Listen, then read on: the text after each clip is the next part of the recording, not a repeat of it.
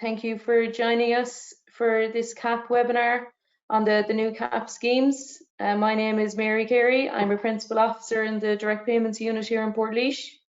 I'm joined by my colleagues David Buckley and Thomas Harty. So next slide there, Billy. So this evening is the first of 3 webinars. So we'll deal with a number of areas this evening. We'll deal with the application process for the BISS and the area-based schemes. We'll deal with some of the main schemes, including the Basic Income Support for Sustainability, the ANC, the Areas of Natural Constraint scheme, the Complementary Redistribution Income Support scheme, the CRISS, or commonly known as front loading, which is a new scheme.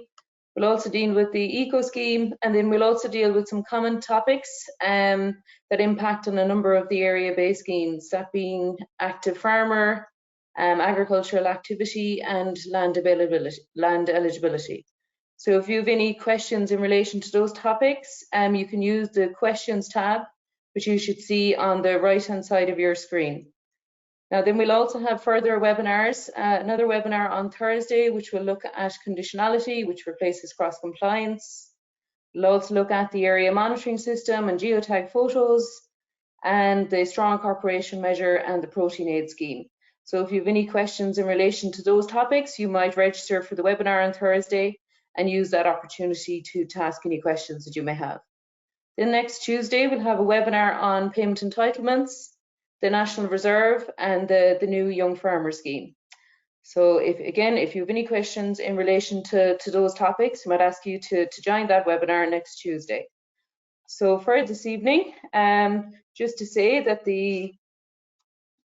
all the presentations this evening will be recorded and made available on the website and through social media channels of the department, and we'll also share the slides. So we'll do our best to get through as many questions as possible. We have about 30 minutes presentations, and then we'll do questions. We'll do our best to get through as many as possible. If we don't get through all of the questions, we will use the questions that you submit to inform a frequently asked questions document, which we'll make available on the website in due course. So first up, the BISS application process. So how to apply, a very important part of the application. So next slide, please, Billy. So how to apply. So since 2018, all farmers must apply for the basic income support scheme online. So farmers can apply online themselves, or they can contact an advisor to do it on their behalf. So the advisor must be on the FOSS approved, the Farm Advisory System approved list that's set out by the department. The list is available on the website, and a link is included in the presentation. This ensures that the advisor has gone through the necessary training and has the required insurance in order to act on your behalf. So next slide.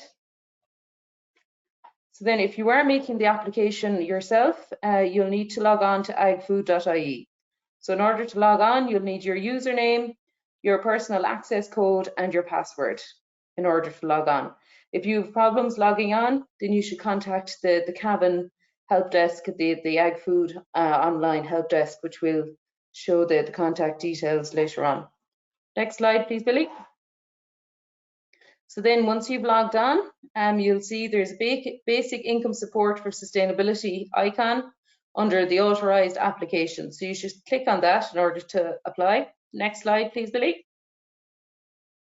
So then this will bring you to the application process, and this will bring you through a number of screens. So they'll look at the active farmer, then the scheme selection, so you'll have to apply for certain schemes, the land details, where the latest details on the land will be available. Then there'll be an island tab if you have island land in ANC, if that's applicable.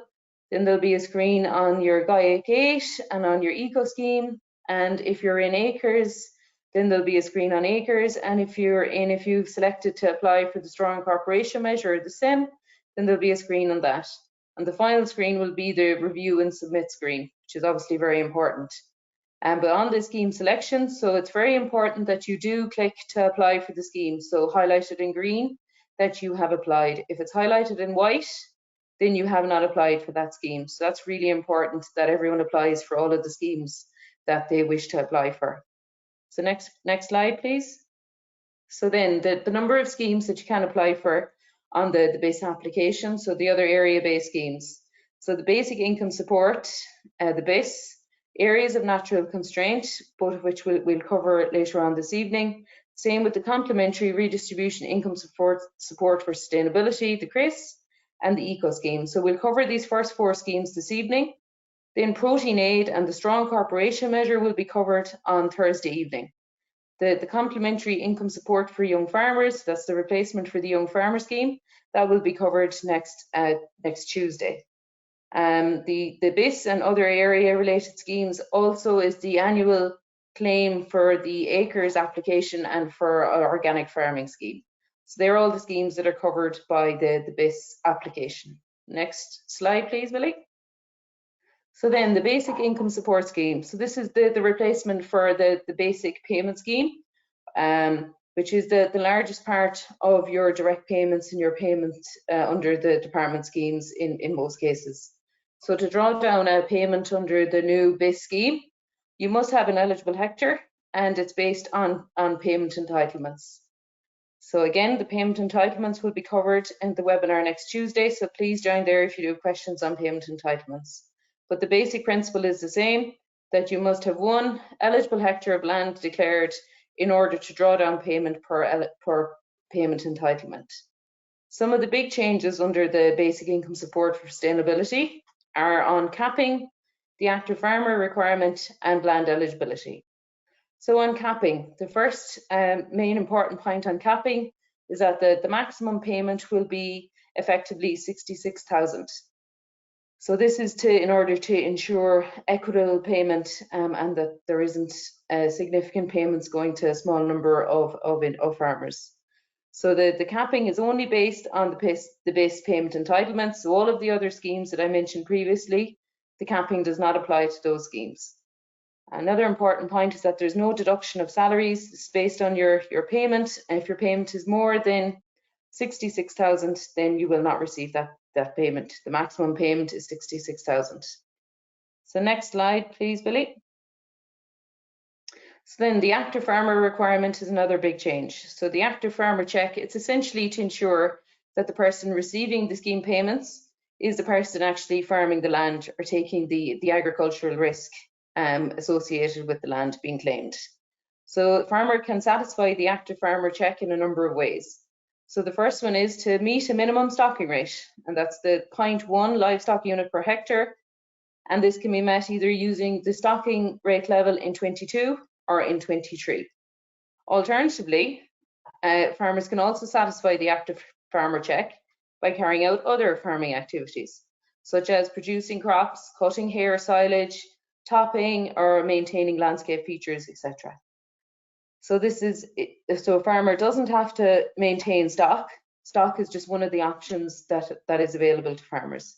There's a range of agricultural activities that can be undertaken in order to satisfy the active farmer check. So on the online application, as I showed previously, this will be the first screen that will become available to farmers. So if they're not automatically considered active based on their stocking rate, then they'll need to select the alternative that they are carrying out, what activity they're carrying out.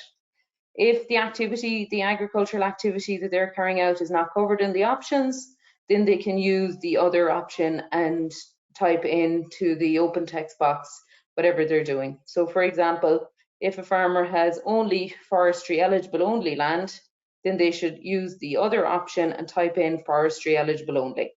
And that is acceptable in terms of active farmer, and that will satisfy the active farmer requirement. But the department may request additional information, so following the application, in order to support the proposed agricultural activity that you have said you're undertaking. So next slide, please, Billy. So then the areas of natural constraint scheme. So this is the scheme, next slide. So this scheme, again, it's one of the schemes that's submitted through the BISS application. The scheme has been in place for a number of years, and the aim is to support farmers to continue to farm land designated as facing particular hardships, such as remoteness, climate problems or poor soil conditions. But it's important to note from the outset that there's no change to the land designated as ANC in 23, so there's no change to the designation. This applies to around 99,000 farmers, so it is a substantial payment that is made to a lot of farmers. There's no change to the payment rates in 23, and the payment will be made per eligible hectare, which Thomas will talk about in a while. Next slide, please, Thomas. So then one of the main changes relating to ANC is the stocking rate requirement. So many of you will be familiar that one of the key eligibility requirements for the ANC scheme is that the farmer must meet a minimum stocking rate. So the minimum stocking rate is 0.1 livestock units per hectare. This is down from the 0.15 livestock units per hectare in previous years. But it's important to say that the minimum, the 0.10 livestock units, is still equivalent to 1 ewe per hectare. So the stocking rate will now be based on the stock held by the farmer in the previous year, so in 22 in this case. But farmers can use the 23 stocking rate levels in order to satisfy the stocking rate requirement. Another key change is the retention period. So in 23, the retention period will be 28 weeks instead of the 31 weeks or the 7 months that was there in previous years. Then a lower stocking requirement, lower than the 0.1 livestock units per hectare, may apply in certain circumstances, but this has to be justified based on environmental conditions. So the farmer's advisor, so this has to be completed by an advisor. They must complete a parcel assessment form, which is available on the website. So this is to give a basis for the reduced or the lower stocking requirement. On ANC, there's no change to the animals that are counted towards the stocking rate, that being bovine, sheep, goats, deer. Deer is subject to inspection by the department. Donkeys, but on donkeys, only 50% of the stocking rate requirement can be satisfied by donkeys. And horses, the same requirement of breeding mares must have bred a foal in the previous 2 years still continues. So next slide, please. So then the Complementary Redistribution Income Support for Sustainability, or CRISS for short. So this is the new scheme that's introduced in 23, and it's a new measure to redistribute from larger farms to smaller and medium-sized farms. So this is commonly referred to as front loading. It's a new scheme. We expect the payment rate to be around 40 euro per hectare. The key requirement for the scheme is that it's only paid up to a maximum of 30 hectares. And all farmers must have at least one payment entitlement in order to draw down payment.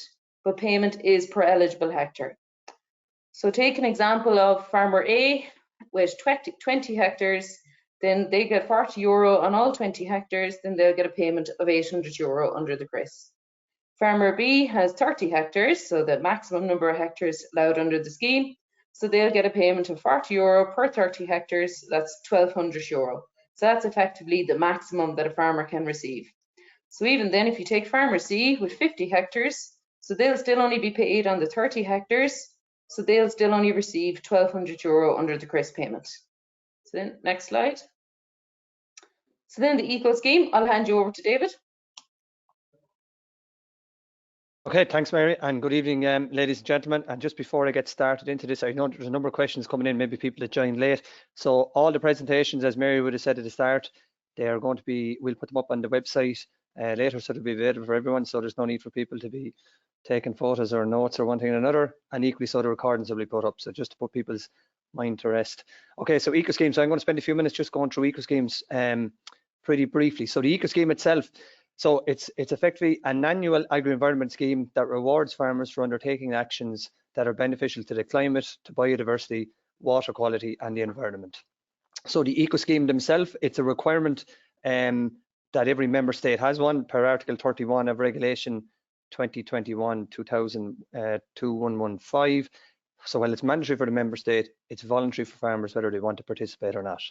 So the eco scheme, the application process is online and it's integrated with the BISS. So in exactly what Mary's just went through a few moments, when you as a farmer or if you have an FAS advisor acting on your behalf, as you're completing your BISS application, they'll be going through your ANC, CRISS and equal your eco scheme.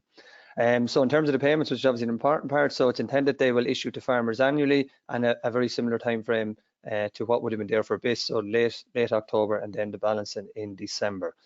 So eligibility, so all active farmers are eligible to apply once they make the commitments to observe the agricultural practices that I'll go through now in a few moments. So farmers can opt in and out on an annual basis if they so wish. So if, for argument's sake, I was a farmer, I could decide to apply in 23, not apply in 24, come back in 25, etc. And even in the ag practices I select, if I select ag practices in a particular year, I can change ag practices the following year, or alternatively, I can stick with the ones that I've chosen. So every farmer must successfully deliver 2 agricultural practices to qualify for an eco-scheme payment rate. An important distinction here in the eco-scheme too is it is not linked to payment entitlements. So if I were a farmer, for argument's sake, and for whatever reason I had no entitlements, but I have 10 hectares of land or 10 hectares of ground, once I come into the eco-scheme, carry out the 2 agricultural practices that I committed to do, then I'm perfectly entitled to receive an eco-scheme payment independent of entitlements. So whether I had 10 hectares with no entitlements or 10 hectares with, for argument's sake, 2 entitlements, I can still receive 10 eco-scheme payments. So the payment rate is likely to be in the range of 60 to 65 euros per hectare, and the reason we're putting a range is it does depend on uptake, so how many farmers actually commit to applying for the scheme, because it is a voluntary scheme. Okay, Billy, next slide there, please. Okay, so in terms of the agricultural practice, so there's 8 agricultural practices, and farmers are required to select and complete 2 of these. Okay, within the 8, there are 3 enhanced options. So the first one is agricultural practice 1, which is space for nature. But within that, if a farmer commits to meeting 7%, it's one of their 2 actions. But if they're more than 10%, then that's 2 of their actions.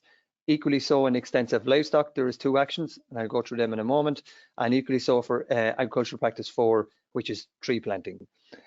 So very important, the criteria for each agricultural practice, well, we'll obviously go through it here now tonight, I'll go through it tonight pretty briefly.